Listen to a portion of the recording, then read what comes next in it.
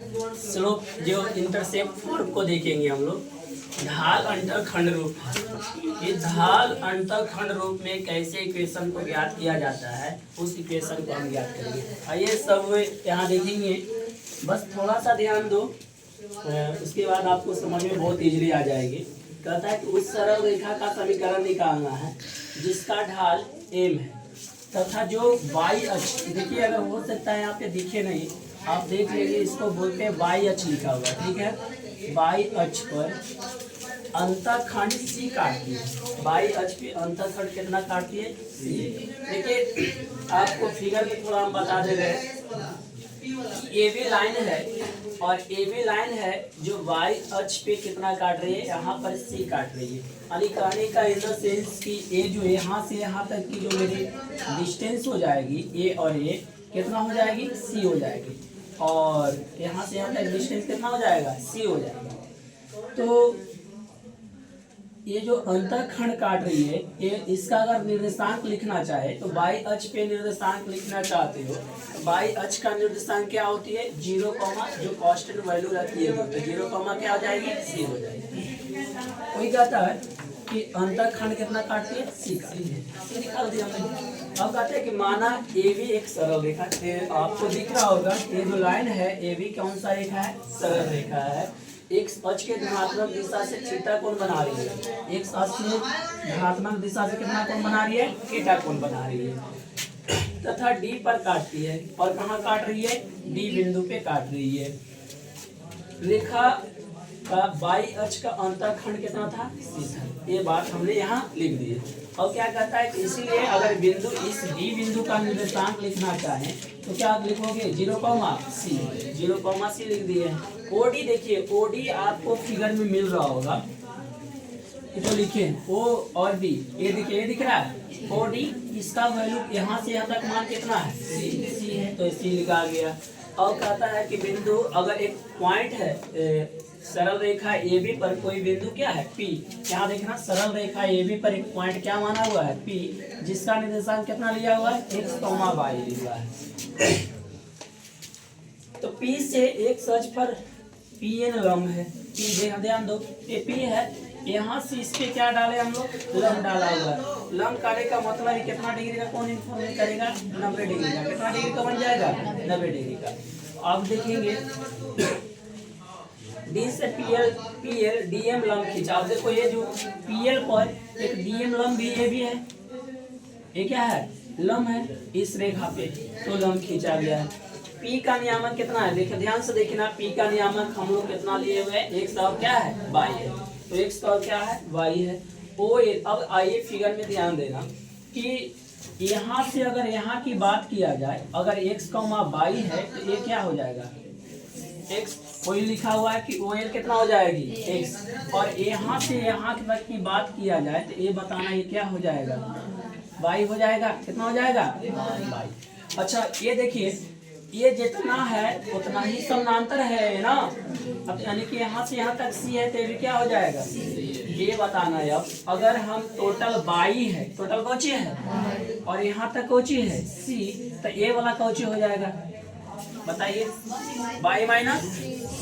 एक बार फिर से ध्यान से देखिए कि टोटल मेजरमेंट कितना है? y, यहाँ तक क्या है? C, ये वाला नहीं निकल जाएगा, तो ये क्या निकल जाएगा? y minus C। अच्छा अब देखिए ये x है और इसी के पैरेलल है ना, समानांतर है ना, ये भी क्या हो जाएगा? x।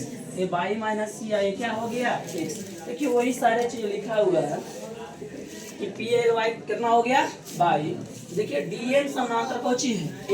ये जो DM है समानांतर किसका बोल दिया है? A, टोटल लाइन है जिसकी बात कर रहा है, ठीक है।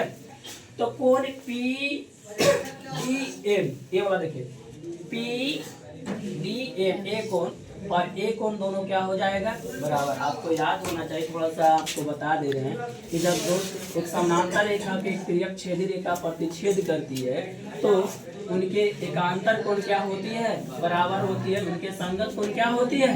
बराबर होती है। तो ध्यान देना, इस तरह से अगर ऐसे आप अज्यूम कर ले कि इस तरह से आगे ये बढ़ेगा तो ये दोनों समानांतर हो जाएगी ना। इसका पीरियड छेदी रेखा पर छेद करेगा तो संगत कोण बन जाएगा। तो संगत कोण क्या हो जाएगी, बराबर हो जाएगी। इसलिए ये कोण एक बराबर हो गया। और PN कितना, PAN कितना था, तो PMD भी कितना हो जाएगा, कितना हो जाएगी। एक कोण जितना है उतना ही हो गया। तो PM अब निकालते हैं हम लोग। देखिए PM ये वाला निकाल के ऑलरेडी हम लोग कितना लेके आए हैं, बाई माइनस से तो लिखा हुआ है। इस तरह से हमने क्या पहले ही आपको फिगर के माध्यम से क्या किए, समझा दिए कि कौची आया था ये बाई माइनस AC तथा DM कितना है जी, X है, कितना है X। आइए अब ध्यान देना, एक त्रिभुज आपको नजर आ रही होगी PDM, देखिए तो PDM है त्रिभुज। अच्छा इस त्रिभुज में ध्यान देना, इस थीटा के सामने क्या हो जाएगी, लंब हो जाएगी। क्या हो जाएगा, और ये क्या हो जाएगा, आधा। अगर हम tan थीटा लगाएंगे तो लंब बटा क्या होती है, लंब कितना है बताना, PM कितना है और आधार कितना है, PM बटा, वाह PM बटा तो P कितना है, PM कितना है जी, बाई माइनस, और DM कितना है, बाई माइनस C बटा कोची। और हम लोग जानते हैं कि tan थीटा मेरा क्या है, स्लोप है, क्या है, और स्लोप पे कोची सूचित करते हैं M से, क्या चीज से। तो और यहाँ क्या हो गया, बाई माइनस C बटा कोची। अब देखिए इसको तिरछा गुना कर दीजिए तो क्या हो जाएगा, MX हो गया ना, और इधर कोची बचा बाई माइनस। अगर हम बाई निकालेंगे तो इधर माइनस तो इधर, तो बाई बराबर क्या हो गया, MX प्लस C। यही जो मेरा दिया हुआ समीकरण है, आपका कौन सा समीकरण मिलेगा, स्लोप इंटरसेप्ट फॉर्म की है। ठीक है, अब ध्यान दीजिए यहाँ पे कि M जो है स्लोप है, कोची है स्लोप, और X जो है क्या होगी बताना, X क्या है, तो X अक्ष की दूरी है, और C कोची है, कांस्टेंट वैल्यू है। आपके यहाँ एक क्वेश्चन दिया हुआ, देखिए कि उस सरल रेखा का समीकरण ज्ञात कीजिए जिसका बाई अक्ष पे अंतःखंड कितनी है, 5। बाई अक्ष पे अंतःखंड कितना दे दिया है, 5 दे दिया है, और M का वैल्यू कितना है, ढाल कहने का मतलब कौची, स्लोप, ढाल वही होता है ना स्लोप। तो देखिए हम लोग अगर इसको ज्ञात करना चाहें, लिख लेंगे क्या चीज, अगर सॉल्यूशन करेंगे हम तो लिखेंगे क्या चीज कि M इक्वल टू कितना है, 2, और बाई अक्ष पे अंतःखंड को क्या बोलते थे, C। तो C इक्वल टू कितना हो जाएगा, 5। और हम लोग इसका स्लोप इंटरसेप्ट फॉर्म का फार्मूला क्या है, बाई बराबर MX प्लस C। ध्यान दीजिए बाई हो जाएगा, M कितना है जी, 2, एक साइड एक छोड़ दीजिए, C कितना है जी, 5। यही बन गया तो जी समीकरण। समीकरण में क्या करते हैं, इसको खाली इधर ला के अगर लिखोगे तो लिख दो, इधर प्लस तो इधर आके, इधर प्लस तो इधर आके माइनस इक्वल टू कोची, इतना लिख दीजिए तो भी सही, इतना ले आए तो भी सही। चलिए ठीक है, आप देख लिए, आपको समझ में आ गया।